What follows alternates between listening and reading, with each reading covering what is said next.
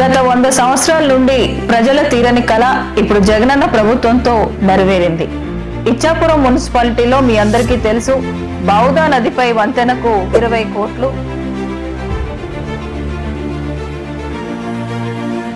సోంపేట మండలంలో బారువ మహేంద్ర తనియా వంతెనకు 14 కోట్ల 60 లక్షలు, బారువ వద్ద కొండరేవు వంతెనకు 3 కోట్ల 45 లక్షలు, పైడిగం వాల్ ఛానల్ కు 16 లక్షల 80 వేలు మంజూరు చేయడం, పనులు పూర్తి చేయడం జరిగింది. ఇచ్చాపురం మండలానికి సంబంధించి బూర్జుపాడులో బహుదా బ్రిడ్జ్ కు 10 కోట్ల 50 లక్షలు, డొంకూరు బ్రిడ్జ్ కు 6 కోట్ల 30 లక్షలతో మంజూరు చేసిన ప్రభుత్వం మనది.